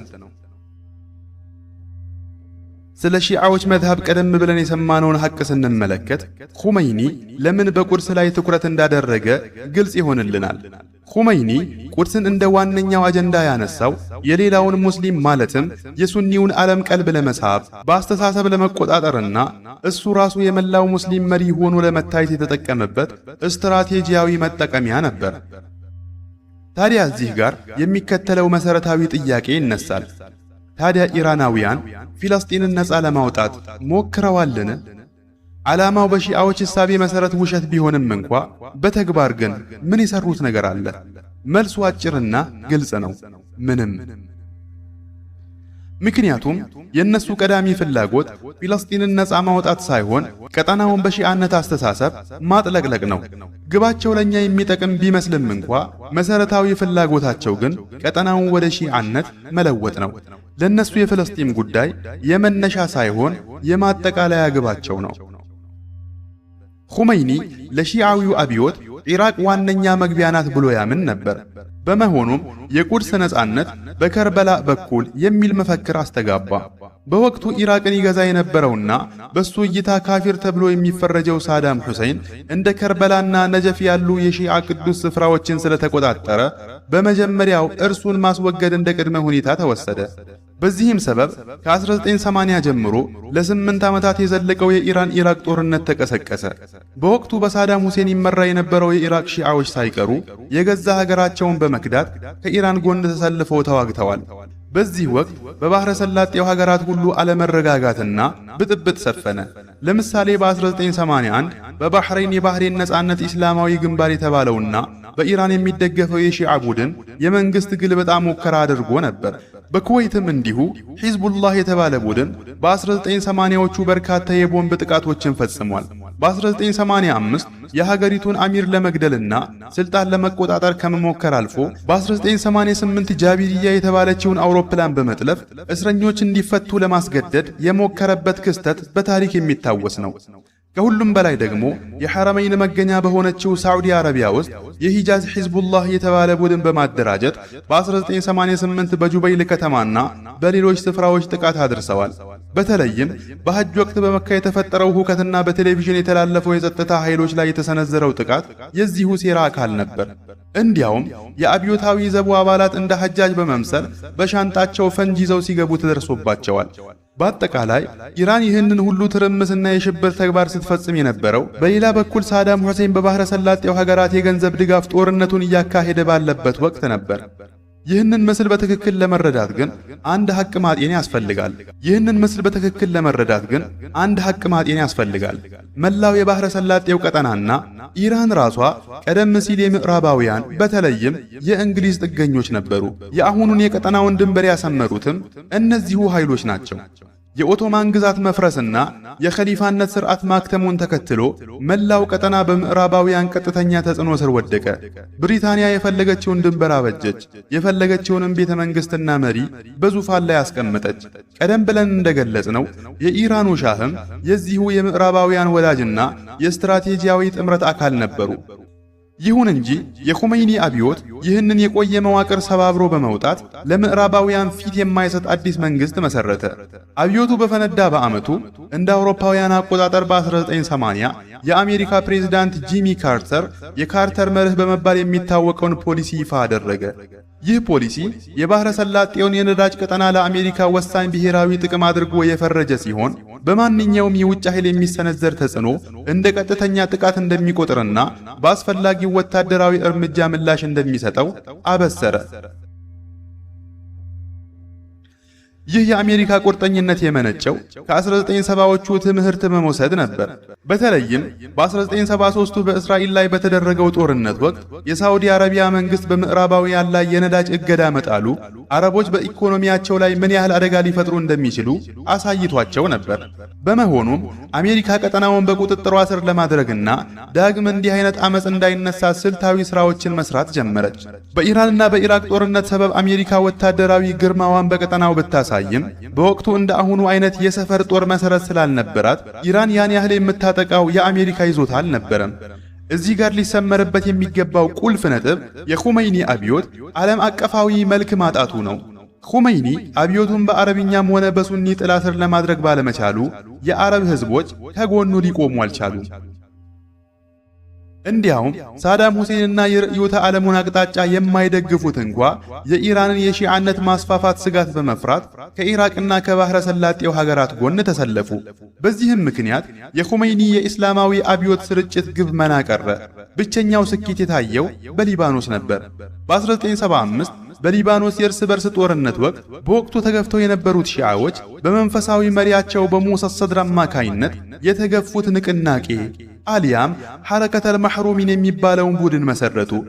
ይህም በኋላ ወደ አመል ንቅናቄ አድርጎ የኢራን ዋነኛ ተጽዕኖ ማረፊያ ሆነ። ኹመይኒ በ1979 ስልጣን እንደያዘ በባህረ ሰላጤው ሀገራት የሞከረው ሳይሳካ ሲቀር በ1982 ትኩረቱን ወደ ሊባኖስ በማዞር የርዕዮተ ዓለሙን አሻራ ለማሳረፍ ወሰነ። ታሪኩ ግን እዚህ ጋር ብቻ አያበቃም። በወቅቱ የነበረችው አንዲት አነስተኛ ቡድን የአመል ንቅናቄን ምንጣፍ ከእግሩ ስር በመንጠቅ አሁን የምናውቀውንና በጠንካራ ክንፉ የሚታወቀውን ሒዝቡላህን መሰረተች። የሚገርመው ግን እነዚህ ሁለት የሺዓ ቡድኖች አመልና ሒዝቡላህ እርስ በርሳቸው ደም አፋሳሽ ጦርነት ውስጥ መግባታቸው ነው። በዚያ ግጭት ወቅት ኢራን የሒዝቡላህን ወገን ስትይዝ፣ የሓፊዝ አልሐሰድ ሶሪያ ደግሞ ለአመል ንቅናቄ ድጋፏን ሰጥታ ነበር። እዚህ ጋር የሓፊዝ አልአሰድን ሶሪያ ጉዳይ በጥሞና መመልከት ይገባል። አሰድ የዓለውያ እምነት ተከታይ ነበር። ይህ እምነት ደግሞ በሱኒዎችም ሆነ በሺዓዎች ዘንድ እንደ ክህደት የሚቆጠር ነበር። ሆኖም ሶሪያ ከኾሜይኒ መንግስታት ጋር የጥቅም ትስስር ፈጠረች። ይህ የሆነው በሃይማኖታዊ መቀራረብ ሳይሆን የጋራ ጠላታቸው የሆነውን የኢራቁን ሳዳም ሁሰይንን ለመመከት ነበር። የሚገርመው ደግሞ ሳዳምም ሆነ አሰድ የባዕስ ፓርቲ አባላትና የአረብ ብሔርተኝነት መፈክር የሚያስተጋቡ ቢሆኑም ስልጣንና የግል ፉክክር ግን የባህርና የየብስ ያህል አራርቋቸዋል። እርግጥ ነው የአሰድና የኾሜይኒ ግንኙነት ፍጹም ወዳጅነት ሳይሆን በጥርጣሬ የተሞላ ነበር። ኾሜይኒ በሶሪያ ውስጥ መሬት ለመርገጥና ተጽዕኖውን ለማስፋፋት ብዙ ሞክሯል። የሓፊዝ አልአሰድ ወንድም የሆነው ጀማል አልአሰድ አልሙርተዳ የተሰኘ ማህበር አቋቁሞ የሺዓን አስተምህሮ ለማስፋፋት እጅግ ጥሩ ነበር። ነገር ግን ሶሪያ ይህንን እንቅስቃሴ በንቁ አይን ትከታተለው ነበር። ሓፊዝ አልአሰድ ከጊዜ በኋላ የማህበሩን ክንፍ በመቁረጥ የሺዓ መስፋፋት እንቅስቃሴውን ገድቦታል። አሁን ደግሞ ብዙዎቻችሁ የማታውቁትን አንድ ትልቅ ታሪካዊ ሐቅ ላንሳላችሁ። ኢራን ከኾሜይኒ አብዮት በፊትም ቢሆን አንዲትን አረብ ሀገር በጉልበት ወራ እንደ ተቆጣጠረች ሰምታችሁ ታውቃላችሁን? አሁን ከዛሬ 100 ዓመት በፊት አረቢስታን የምትባል ነፃ ሀገር ነበረች። ይህች ሀገር በወቅቱ በፋርስ ከነበረው የቃጃር ሥርወ መንግሥት ጎረቤት የሆነች ሉዓላዊት ሀገር ነበረች። ነገር ግን በምዕራባውያን የሚደገፈው ሬዛ ሻህ ፓህላቪ ስልጣን ላይ ሲወጣና አዲሷን ሴኪውላር ኢራንን ሲመሰርት ነገሮች ተቀየሩ። የዚያ ዘመን ኢራን ለሺዓዊነት ሳይሆን ለጥንታዊው ፋርሳዊ ማንነት ቅድሚያ ትሰጥ ነበር። ሬዛ ሻህ የአረቢስታን መሪ የነበረውን ኹዛዑል ካዕቢን ለድርድር በሚል ተንኮል ጠርቶ አስገደለው።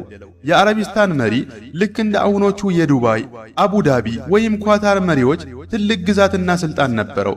ሬዛ ሻህ ግን በክህደት እጁ ከያዘው በኋላ ለ10 ዓመታት በቁም እስር አቆይቶ እንዲሞት አደረገው። ከዚያም የኢራን ጦር አረቢስታንን በወታደራዊ ኃይል ተቆጣጠረ። ስሟንም ወደ ኹዚስታን ቀየረው። ያኔም የተጀመረው ፋርሳዊ የማድረግ አሊያም ፐርሺያናይዜሽን ዘመቻ በአታቱርክ ቱርካዊ የማድረግ ዘመቻ እንኳ የማይታይ ጨካኝ ገጽታ ነበረው። ሕዝቡ የፋርስ ቋንቋ ብቻ እንዲናገር ተገደደ። ትምህርት ቤቶች፣ መስሪያ ቤቶችና ማንኛውም ተቋማት በፋርስ ቋንቋ ብቻ እንዲሰሩ ተደረገ። የአህዋዝ ከተሞችን ጥንታዊ የአረብኛ ስሞች በመፋቅ በፋርሳዊ ስሞች እንዲተኩ ተደረገ። ይህ ወረራና የባህል ጭቆና ዛሬም ድረስ በዚያው ቀጥሏል። ፋርሳዊ የማድረግ ዘመቻው በቋንቋና በስም ለውጥ ብቻ አላበቃም። የቀጠናውን ዲሞግራፊ ሙሉ በሙሉ ለመለወጥ በማለም ከሌሎች አካባቢዎች ሰዎችን በማምጣት በአረቢስታን እንዲሰፍሩ አድርጓል። ይህ ድርጊት እጅግ የሚያስገርም ነው። የቀድሞ የሶቪየት ኅብረት መሪ ጆሴፍ ስታሊን የሀገራትን ባህል፣ ዘርና ማንነት ለመቀየርና ለማዳቀል ይከተለው የነበረውን አፋኝ ፖሊሲ ውልጭ አድርጎ ያስታውሰናል። ይህ ወረራና ጭቆና የተጀመረው ከኹሜይኒ አብዮት በፊት ቢሆንም በኹሜይኒ የሚመራው የኢስላማዊ ኢራን መንግስት ስልጣን ሲይዝ ግን ሁኔታው አልተለወጠም። እንዲያውም አክራሪነቱ እየገነነ መጣ። በቀሩት አረብ ሱኒዎች ላይ ያለው ቁጥጥርና ግፍም ይበልጥ በረታ። እውነታው ይህ ነው። እስራኤል ፍልስጤምን እንደወረረች ሁሉ ኢራንም አንዲትን የሙስሊም ሀገር ወራ ይዛለች። እርግጥ ነው ለፊልስጤንና ለአቅሳ መስጂድ ያለን ክብርና ቦታ የተለየ ቢሆንም በሚሊዮን የሚቆጠሩ አረብ ሱኒዎች ግን በዚህ በፋርስ ሺዓዊ ወረራና በከባድ ጭቆና ስር ይገኛሉ ማለት ይቻላል። ይህ ሲባል ግን ጭቆናው 100% ፍጹም ነው ማለት አይደለም። በአካባቢው መድረሳዎችና መስጂዶች አሉ። ነገር ግን ሁሉም ነገር በመንግስት ቁጥጥርና ቅርብ ክትትል ስር ነው። ከመንግስት ፍላጎትና ፈቃድ ውጭ ቅንጣት ያህል መላወስ አይቻልም። የኹሜይኒ አገዛዝ ከጀመረበት ጊዜ አንስቶ እስከ ዛሬ ድረስ በሺዎች የሚቆጠሩ ሱኒዎች በሞት ፍርድ መቀጣታቸውን መዘንጋት የለብንም። በመንግስት ላይ የተቃውሞ ድምፅ ያሰማ ማንኛውም ሰው በሀገር ክህደት ተከሶ የሞት ፍርድ መፍረድ በኢራን ዘንድ እጅግ ቀላልና የተለመደ ተግባር ነው። አሁን ወደ ዋናው የታሪክ ክስተት እንመለስ። በ1988 ኹመይኒ በሳዳም ሁሴን ጦር ተሸነፈ። የተኩስ አቁም ስምምነቱን ሲቀበልም ይህንን ስምምነት መፈረም መርዝ እንደመጠጣት ይቆጠራል በማለት የሽንፈቱን መራርነት ገልጿል። በጦርነቱ ማን አሸነፈ የሚለው ጉዳይ አከራካሪ ቢሆንም ኢራን ግን ስትከታተለው የነበረውን ዓላማ ሳታሳካ ጦርነቱ አበቃ። ከዚህ በኋላ ግን ሳዳም ሁሴን ሌላ ታላቅ የሞኝነት ስህተት ፈጸመ። ጎረቤት ሀገር ኩዌትን ወሮ በቋሚነት ወደ ኢራቅ ለመቀላቀል ወሰነ። ይህ ክስተት የአረቡን ዓለም ለሁለት ከፈለው። እስከ ዛሬም ድረስ ያልተፈታ በታሪክ ትልቅ ቁርሾን ፈጠረ። በዚህ ወቅት ነበር የአሜሪካ የጦር ሰፈሮች በቀጠናው በቋሚነት መታየት የጀመሩት። ለዛሬው አሳዛኝ ሁኔታና ለምዕራባውያን ጦር በቀጠናው መስፈር ዋነኛው ምክንያት የሳዳም ሁሴን ግትርነትና ያ ያልታሰበበት እርምጃ ነው። አሜሪካ በቀጠናው እንዲህ አይነት ግዙፍ የጦር ሰፈሮችን እንድትመሰርት በር የከፈተው የሳዳም ሁሴን የኩዌት ወረራ ነው። ሳዳም ኩዌትን ሲወር ሳውዲ አረቢያ በጥቂት ሺዎች የሚቆጠሩ ሳይሆን በመቶ ሺዎች የሚቆጠሩ የአሜሪካ ወታደሮችን አስተናገደች። በሪያድ የሚገኘው የንጉሥ ሱልጣን አየር ኃይል ጣቢያም የዚህ እንቅስቃሴ መነሻ ሆነ። እዚህ ጣቢያ ላይ ሰፍሮ የነበረው ሰራዊት ብዛት ከተማ የሚያክል ነበር። ይህ የጦር ሰፈር እስከ 2003 ድረስ የቀጠናው የአሜሪካ የጦር ማዕከል ሆኖ ቆየ። በኋላ ግን አሜሪካ አብዛኛው ኃይሏን በኳታር ወደሚገኘው የአልኡደይድ የጦር ሰፈር አዛወረች። እዚህ ጋር አንድ ትኩረት የሚሻ ጥበብ አለ። ኳታር ይህንን ግዙፍ የጦር ሰፈር እንድታቋቁም የገፋፋት ስጋት ከኢራን የመጣ አልነበረም። የቀድሞ የኳታር አሚር ስልጣን በያዙበት ወቅት ስልጣኑን ከሳቸው ነጥቀው ለአባታቸው ለመመለስ ከሳውዲ ከኢምሬትስና ከጎረቤት ሀገራት ሊሰነዘርባቸው የሚችለውን ወረራ በመፍራት ነበር። የአልጀዚራ ዶክመንተሪዎችም ይህንኑ ሐቅ አረጋግጠዋል። ባጭሩ እነዚህ የአረብ ሀገራት ከአሜሪካ ጋር ጥምረት የፈጠሩት ከኢራን ይልቅ ከገዛ የአረብ ጎረቤቶቻቸው ራሳቸውን ለመከላከል ነበር። ባህሬንም ብትሆን የአልጁፌድ የጦር ሰፈርን በመፍቀድ የአሜሪካ አምስተኛ የጦር መርከብ ማዕከል ሆናለች። አሁን ላይ ሁሉም የአረብ ሀገራት ግዙፍ የአሜሪካ የጦር ሰፈሮች መሸሸጊያ ሆነዋል። የዚህ ሁሉ ውጤት ግን አሳዛኝ ነው። የሱና አረብ ሀገራት በአሜሪካ ተጽዕኖ ስር ወድቀዋል። በተለይም የተባበሩት አረብ ኤሚሬትስ ጉዳይ በታሪክ ታይቶ የማይታወቅ ውርደት ነው። ኤሚሬትስ በአሜሪካ ተጽዕኖ ስር መውደቅ ብቻ ሳይሆን ለአይሁድ መንግስት እጅግ አሳፋሪ በሆነ መልኩ ያጎበደለች ሀገር ሆናለች። እንዲያውም እስራኤል በእስልምና ንቅናቄዎች ላይ የምታካሂደውን ጦርነት የምታስፈጽምባት ሙስሊም ክንድ ሆና እያገለገለች ትገኛለች። የሌሎች አረብ ሀገራት ተላላኪነት እንዳለ ሆኖ የዛይድ ልጆች አሊያም የኤሚሬትስ መሪዎች ግን በዚህ ረገድ ተወዳዳሪ የላቸውም። በሌላ በኩል ደግሞ ኢራንን እናገኛለን። ኢራን ለአሜሪካም ሆነ ለእስራኤል የማትገዛ እንዲያውም በግልጽ ጠላት ሆና የቆመች ጠንካራ ሀገር ናት። የአረብ ሀገራት ዛሬ ለደረሱበት ድክመትና ለአሜሪካ ተገዢ መሆን ተጠያቂዋ ኢራን አይደለችም። ተጠያቂዎቹ የሳዳም ሁሴን ሞኝነትና የሀገራቱ የውስጥ ድክመት ናቸው። ይሁን እንጂ ኢራንም ቢሆን በቀጠናው ያላትን ተጽዕኖ የማስፋፋትና ሀገራትን የመዋጥ ፍላጎቷን አሁንም አላቆመችም። ከሳዳም ጋር ከነበረው ጦርነት በኋላ ደክማ የነበረ ቢሆንም አሜሪካውያን ሳዳምን ከስልጣን ሲያስወግዱ ግን ኢራቅን በወርቅ ሳህን አድርገው ለኢራን አስረከቧት። የሳውዲ አረቢያ የውጭ ጉዳይ ሚኒስትር ሳይቀሩ ኢራቅን ለኢራን አሳልፎ በመስጠት ሂደት ደስተኞች አይደለንም በማለት ቅሬታቸውን ገልጸው ነበር። በዚህ መሃል ነበር ሒዝቡላህ በሊባኖስ ኃይሉን እያጠናከረና ትጥቁን እያደራጀ የመጣው። በወቅቱ ሁላችንም ሒዝቡላህን በደስታ እንቀበለው ነበር። ምክንያቱም እስራኤልን ሊመክት የሚችል ብቸኛው ኃይል እሱ ይመስል ነበር። ታሪኩ የጀመረው በሊባኖስ ጎዳናዎች ላይ በሚደረጉ ሰላማዊ አብዮታዊ ሰልፎች ነበር። እንደ አውሮፓውያን አቆጣጠር 2008 ሒዝቡላህ የበይሩትን ከተማ በኃይል በመቆጣጠር የሊባኖስ እውነተኛ ባለቤት ማን እንደሆነ ለዓለም አሳየ። እርግጥ ነው ስልጣኑን ከጥቂት ጊዜ በኋላ ለሰራዊቱ አስረክቧል።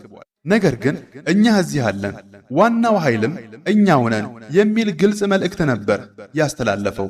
አሁንም ቢሆን የበይሩት አየር ማረፊያን ጨምሮ ዋና የሀገሪቱ የደህንነት መዋቅሮች በሂዝቡላህ ቁጥጥር ስር ናቸው። ከዚህም በላይ የከፋ ክስተት በየመንም ተከስቶ ነበር። 2014 መላው የየመን ህዝብ በአምባገነኑ የዓሊ አብዱላህ ሳሊህ አገዛዝ ላይ አብዮት አቀጣጥሎ ድል ተቀዳጅቶ ሳለ በድንገትና ያለምንም ቅድመ ሁኔታ የኢራን ጉዳይ አስፈጻሚ የሆነው የሑቲ ቡድን ስልጣኑን በኃይል ተቆጣጠረ። ይህ መፈንቅለ መንግስት በዓለም ፊት የታየ ትልቅ ድራማ ነበር። አሁንም ድረስ ሁቲዎች በኢራን ድጋፍና መመሪያ የመንን በቁጥጥራቸው ስር አድርገው ይገኛሉ። የመን ዛሬ በኢራን ሙሉ በሙሉ የተወረረች ሀገር ሆናለች። የሺዓዊነት ማስፋፋት ዘመቻውም በዚያው ቀጥሏል። በሌላ በኩል ደግሞ የሶሪያን ጉዳይ እናንሳ። የሶሪያ ሱኒ ህዝብ በዓለዊያ አምባገነን አገዛዝ ላይ አብዮት ሲያነሳ ኢራን በሺዎች የሚቆጠሩ ማይሎች አቋርጣ ጣልቃ ገባች። ጥያቄው ግን ኢራን በሶሪያ ውስጥ ጉዳይ ምን አገባት? ዜጎቿን ለመጨፍጨፍስ ለምን መጣች የሚለው ነው። የቀድሞ የሶሪያ ተቃዋሚ መሪ ቡርሃን ገሊዮን ከኢራን መሪዎች ጋር ያደረገውን ንግግር ማስታወስ ተገቢ ነው። ቡርሃን ኢራኖችን ከሶሪያ ምን ትፈልጋላችሁ ብሎ ሲጠይቃቸው የሰጡት ምላሽ አስገራሚ ነበር። እኛ ሙሉ ሶሪያን ነው የምንፈልገው። ሶሪያ የፋርስ ስልጣኔ አካል እንጂ ለዓረብ ዘላኖች የምትተው ሀገር አይደለችም የሚል ነበር።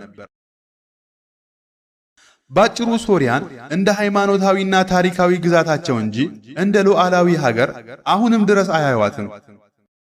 እዚህ ጋር የቱርኩ ፕሬዝዳንት ኤርዶጋን በ2014 ከኢራኑ መሪ ኻሜኔኢ ጋር ያደረጉትን ንግግር እናስታውስ። በወቅቱ ኤርዶጋን በሶሪያ ውስጥ ከ250 ሺህ በላይ ህዝብ ተጨፍጭፏል፣ ለምን ዝም ትላላችሁ ብለው ጠየቁ።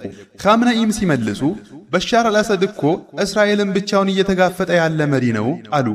ኤርዶጋንም ወዲያውኑ ለመሆኑ በሻር አልአሰድ በእስራኤል ላይ አንዲት ጥይት እንኳ ተኩሶ ያውቃል ብለው አፋጠጧቸው። መልሱ ግን አልተኮሰም የሚል ነበር። ኤርዶጋንም በመገረም እንዲህ አይነት የሃይማኖት መሪ እንዴት ሊኖር ይችላል? በየትኛው ሃይማኖት ነው እንዲህ ያለ ጭፍጨፋ የሚፈቀደው? ያውም እስራኤል ላይ አንዲት ጥይት እንኳ ላልተኮሰ መሪ ጥብቅና መቆም እንዴት ይቻላል? በማለት ነበር ቅሬታቸውን የገለጹት። ከዚህ ሁሉ ረጅም የታሪክ ጉዞ በኋላ የምንደርስበት መደምደሚያ ምንድን ነው? ለመሆኑ የዛሬዋ ኢራን የጥንቶቹን የቡወይሂይን ወይም የፋጢሚይን መንግስታትን ትመስላለችን? ታሪኩን በአይናችሁ እንዳያችሁት መልሱ በፍጹም አትመስልም የሚል ነው። የቡወይሂያን መንግስት በወቅቱ በነበረው የሱኒው ዓለምና በአባስያ ኺላፋ ላይ እንደ ኢራን ያለ ህልውና ስጋት አልነበረም። ቡወይሂያዎች አባሲያዎችን አልሸወዱም ወይ ደግሞ መላውን የሙስሊም ኡማ ሺዓ ለማድረግ አልተንቀሳቀሱም። ከሁሉም በላይ ደግሞ ለአባስያው ኸሊፋ የነበራቸውን ተምሳሌታዊ ዕውቅና ጠብቀው ቆይተዋል። የአሁኗ ኢራን ግን እንዲህ አይነት አቋም የላትም። እሷ የምትፈልገው መፈንቅለ መንግስት ነው። በየመን እንዳየነው የራሷን የሺዓ ተወካዮች ስልጣን ላይ በማውጣትና ህዝቡን ወደ ሺዓነት በመቀየር ሀገሪቱን ሙሉ በሙሉ መዋጥ ትፈልጋለች። ታዲያ ከፋጢሚዮች ጋር ልናነጻጽራት እንችላለን? በከፊል አዎ። ምክንያቱም ፋጢሚዮችም እንደ ኢራን ሁሉ ሌሎችን የመዋጥ ፍላጎት ነበራቸው። ነገር ግን ፋጢሚዮች የመስቀላውያን ጦርነት ስጋት በነበረባቸው ወቅት እንደ ኑሩዲን ዘንኪ ያሉ የሱኒ ኃይሎች ወደ ሀገራቸው ገብተው ወታደራዊና ፖለቲካዊ ጡንቻ እንዲሆኑ ፈቅደው ነበር። በዚህም አሰዱዲንና ሰላሁዲን አልአዩቢ ሚኒስትርና የሀገር መሪ እስከ መሆን ደርሰዋል። በመጨረሻም ስልጣኑን ለሱኒዎች ያስረከቡት ያለምንም ደም መፋሰስ በሰላማዊ መንገድ ነበር። ታዲያ አሁን ኢራን ይህንን ታደርጋለች? በፍጹም። ስጋት ቢደቀንባት እንኳ ስልጣኑን ለሱኒዎች አሳልፋ ትሰጣለችን? ከኢራን ሱኒ ህዝብ መካከል አንድ ጠቅላይ ሚኒስትር ሊወጣ ይችላልን? ወይ ደግሞ ተራ ሚኒስትር መሆን ይችላልን? መልሱ አይቻልም ነው። ስለዚህ ኢራንን ከቡወይሂዮችም ሆነ ከፋጢሚዮች ጋር ማወዳደር አይቻልም። ምክንያቱም የአሁኑ የኢራን ስርዓት በአረቦችና በሱኒዎች ላይ ያለው ፋርሳዊ ብሔርተኝነትና የበላይ ስሜት ለድርድርም ሆነ ለጥምረት ቦታ አይሰጥም።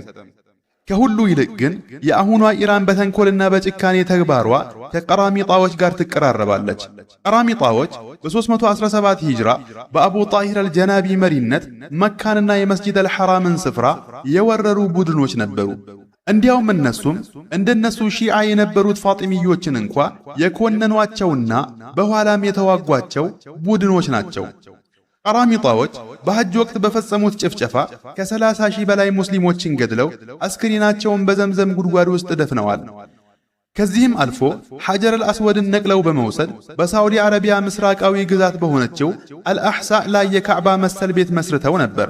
አሁንም ድረስ የዚያ ግንባታ ፍርስራሾች በዚያው አካባቢ ይገኛል። ኢራን አሁን በቀጠናው የምታደርገው እንቅስቃሴ ይህንኑ የታሪክ ጠባሳ የሚያስታውስና የቀጠናውን ሰላም አደጋ ላይ የሚጥል ነው። አስተውሉ፣ እዚህ ጋር አንድ ትልቅ ልዩነት ማስመር ይገባል። አቡ ጣሂር አልጀናቢና ቀራሚጣዎች በካዕባ ላይ ያላገጡ እስልምናን በግልጽ የካዱ ጨካኞች ነበሩ። የአሁኗ ኢራን በሃይማኖታዊ አስተምህሮዋ ልክ እንደነርሱ ነው ማለቱ ከባድ ሊሆን ይችላል። ኹሜኒን ከአቡ ጣሂር አልጀናቢ ጋር በሃይማኖት አንድ ናቸው ባንልም በተግባርና በጭካኔ ረገድ ግን የሚለያዩበት መንገድ የለም። ጀናቢ በዘመኑ ዕድሉን ቢያገኝ ኖሮ ሐጃጆችን ብቻ ሳይሆን መላውን ኡማ ከመጨፍጨፍ ወደ ኋላ አይልም ነበር።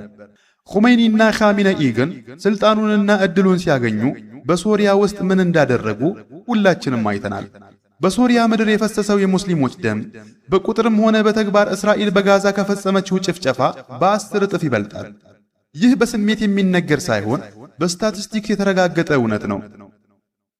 በኢራን የሚደገፉና የሚመሩ አውሮፕላኖች በሶሪያ ከተሞች ላይ ያወረዱት ቦምብ እዝነት የሌለው ነበር። በመቶዎች የሚቆጠሩ የኢራን የጦር መኮንኖች በሶሪያ ምድር ላይ ተገኝተው የአሰድን አገዛዝ የሚቃወም ማንኛውንም አካባቢ ያለምንም ርኅራሄ ደብድበዋል። ሩሲያ ጣልቃ ከመግባቷ በፊት እንኳ ኢራን በራሷ አውሮፕላኖች ሶሪያውያንን ስትጨፈጭፍ ነበር። ኢራን ከዚህ ቀደም ከጠቀስናቸው የታሪክ መንግስታት ቡወይሂይን፣ ፋጢሚይን ጋር በምንም መልኩ አትመሳሰልም። ኢራን በቀጠናው ላይ ያላት ዕቅድ 3 መሠረታዊ ምሰሶች አሉት። አንደኛ፣ ባህላዊና ሃይማኖታዊ ወረራ ማለትም መላውን ቀጠና ወደ ሺዓነት የመቀየር ጽኑ ፍላጎት። ሁለተኛ፣ የፋርስ የበላይነት ስሜት ማለትም ከአረቦችና ከሱኒዎች ጋር በእኩልነት ለመቀመጥ ሳይሆን እነርሱን በበታችነት የመግዛት ፍላጎት። ሶስተኛ፣ የአኺሩ ዘማን ርዕዮተ ዓለም። ይህ ከምንም በላይ አደገኛ ነው። የነሱ ዓላማ መህዲ እስኪመጣ መጠበቅ ሳይሆን መህዲው እንዲመጣና ዓለምን እንዲቆጣጠር ሁኔታዎችን ማመቻቸትና ማፋጠን ነው። ይህ ልክ እንደ ጽዮናዊነት ወይም እንደ ክርስቲያን ጽዮናውያን ዓለምን በጦርነትና በትርምስ ውስጥ በመክተት መሲሑ እንዲመጣ የማድረግ ዕቅድ ነው። ከእንዲህ አይነት አጥፊ ፕሮጀክት ጋር ጥምረት መፍጠር ፈጽሞ የማይታሰብ ነው። ሶሪያ ነፃ ከመውጣቷ በፊት ማለትም ከ1 ዓመት በፊት በደማስቆ ጎዳናዎችና በኡመውይ መስጂድ ውስጥ የተቀረጹ ቪዲዮዎችን ማስታወስ በቂ ነው። በመቶዎች የሚቆጠሩ ሺዓዎች የለቅሶና የሐዘን ሥነ ሥርዓት እያከናወኑ በከፍተኛ ድምፅ ተጠባቂው ኢማም ሆይ መቼ ነው እምትመጣው? አንተ መጥተህ በአንተ ስር ሆነን ይህንን ዓለም የምንገዛው መቼ ነው እያሉ ሲጮኹ ነበር። ታሪክም ሆነ የአሁኑ ዘመን የሚነግረን አንድ ሐቅ አለ። የኢራን ፕሮጀክት ሃይማኖታዊ ሽፋን ያለው የፖለቲካ ወረራ እንጂ ለኢስላም ኡማ የሚፈይድ አንድም ትርፍ የለውም። በመጨረሻም ይህንን ክፍል በወፍ በረር ጥያቄና መልሶች እንቋጨው። ለመሆኑ እኛ ስንል እነማንን ማለታችን ነው? ከእነርሱ ጋር ስለ መተባበር ስናወራ እኛ የሚለው መገለጫ ማንነታችንን ይወክላልን? እያወራን ያለነው ስለ ሱኒው ዓለም ነው። እዚህ ጋር አንድ ተግባራዊ ጥያቄ ይነሳል። ልንተባበር እንችላለን ብንል እንኳ እኔና እናንተ በተግባር ይህንን ኅብረት የመፍጠር አቅሙ አለን? ስልጣኑ በእጃችን አይደለም። እንዲያውም በገሃዱ ዓለም ሙስሊሙን እየመሩ ያሉት አካላት ከኢራኑ አገዛዝ በከፋ ሁኔታ ውስጥ የሚገኙ መሆናቸው አያከራክርም። ነገር ግን እኔ ወይም ከናንተ አንዱ በስልጣን መንበሩ ላይ ብንቀመጥ ከሺዓዎች ጋር እንተባበር ነበርን? የዚህ መሰናዶ ዋነኛ ጥያቄውም ይኸው ነው። ምናልባት የኃላፊነት ቦታው ላይ ስትቀመጥ አስተሳሰቦች ሊቀየሩ ይችላሉ። ምክንያቱም ስልጣን የራሱ የሆነ የፖለቲካ ብልሃት ይጠይቃል። ሆኖም ግን መሰረታዊ እሴቶቹ ባሉበት ይቆያሉ። እኛም ለነሱ ያለን እይታ፣ እነሱም ለኛ ያላቸው አመለካከት ከላይ በጠቀስኳቸው መርሆች ላይ የቆመ ነው። ይህ ሊቀየር የሚችለው እነሱ አካሄዳቸውንና አስተሳሰባቸውን ለመቀየር ሲወስኑ ብቻ ነው። ሁለተኛው ጥያቄ እኛ ሱኒዎችስ ከሺዓዎች ወይም ከኢራን ጋር ለመስማማት በመካከላችን አንድነት አለን? በዚህ መሰናዱ ላይ ደጋግሜ እንደጠቀስኩት እኛ ሱኒዎች ራሳችን እርስ በርሳችን የተከፋፈልን የምንዋጋና አንዱ ሌላውን የሚያከፍር ቡድኖች ሆነናል። ታዲያ ከኢራን ጋር መተባበር ይቻላል የሚል ድምዳሜ ላይ ብንደርስ እንኳ ማን ነው የሚተባበረው የሚለው ጥያቄ መልስ አያገኝም። ሳዑዲ አረቢያ፣ ቱርክ፣ ፓኪስታን፣ ግብፅ ወይንስ አልአዝሃር? እያንዳንዱ አካል የየራሱ ፍላጎትና የፖለቲካ አቅጣጫ አለው። እንዲያውም አንዱ ሌላውን እንደ ካፊር የሚመለከትበት ሁኔታም በስፋት ይስተዋላል። የተስፋ ጭላንጭልና የስጋት ደመና ይሁን እንጂ ለተስፋ በር የሚከፍት አንድ ነጥብ መጥቀስ ይቻላል። በቅርብ ቀናት ውስጥ ሳዑዲ፣ ፓኪስታንና ቱርክ የጋራ የሱኒ ኃይል ለመፍጠር የሚያደርጉት ድንገተኛ እንቅስቃሴ የታየ ሲሆን ይህም የኔታንያሁን ቁጣ ቀስቅሷል። እነዚህ ሀገራት በመጨረሻም ዋናው ስጋታቸው የሚመጣው ከእስራኤል እንጂ ከኢኽዋን ከኢስላማዊ ንቅናቄዎች ወይም ከገዛ ህዝቦቻቸው እንዳልሆነ የተረዱ ይመስላል። ይህ እንደ በጎ ተስፋ የሚጠቀስ ቢሆንም ብዙም ርቀን ሳንሄድ በጥንቃቄ ልንመለከተው ይገባል። የተባበሩት አረብ ኤሚሬትስ ግን አሁን ባሉበት መሪዎች እስከቀጠሉ ድረስ ምንም አይነት ተስፋ ልናደርግባት የማንችል ብቸኛዋ ሀገር ናት። የኤሚሬትስ ህዝብ የተከበረና ታላቅ ህዝብ ነው። መሪዎቿ ግን ሌላ ታሪክ ናቸው። እስራኤልን በሚመለከት የፖለቲካ ዕውቀት የሌለው ሰው እንኳ እስራኤል በቀጠናው ማንንም እንደማታምን ያውቃል። ከ40 ዓመታት በላይ የዲፕሎማሲ ግንኙነት ካላት ግብፅ ጋር እንኳ ሙሉ እምነት የላትም። እስራኤል በተወሰነ የታሪክ አጋጣሚ ሀገሪቱን የሚመራውን ግለሰብ ልታምን ትችል ይሆናል እንጂ ሀገሪቱንና ህዝቡን ግን በፍጹም አታምንም። በአሁኑ ሰዓት እስራኤል የምትተማመነው በጉልበትና በእስራኤል የቴክኖሎጂ ኩባንያዎች በሚያገኙት ድጋፍ ሀገሪቱን እየተቆጣጠሩ ባሉት በዛይድ ልጆች ብቻ ነው። ነገር ግን በኤሚሬትስ ውስጥ በማንኛውም ቅጽበት መፈንቅለ መንግስት ሊከሰት ይችላል፣ ወይም ቢን ዛይድ ሊሞትና ነገሮች ሊቀያየሩ ይችላሉ። ከገዢው ቤተሰብ ውስጥም ቢሆን ከቢን ዛይድ አስተሳሰብ የተለየ አመለካከት ያለው መሪ ሊመጣ ይችላል። በምዕራባውያንና በእስራኤል ሚዲያዎች ዘንድ ከፍተኛ ሙገሳ ሲቸረው የነበረው ቢን ሰልማን እንኳ አሁን ላይ እስራኤል ከእንግዲህ አናምነውም እያለች ነው። በተለይም ቢን ሰልማን ወደ ፓኪስታንና ቱርክ ፊቱን ማዞር ከጀመረ በኋላ እስራኤል ከንፈር መንከስ ጀምራለች። እስራኤል ማንንም የማታምን ከሆነ ኢራንም እኛን ልትውጠን የምትፈልግ ከሆነ ታዲያ ከኢራን ጋር ብንተባበር ግባችን ምንድን ነው?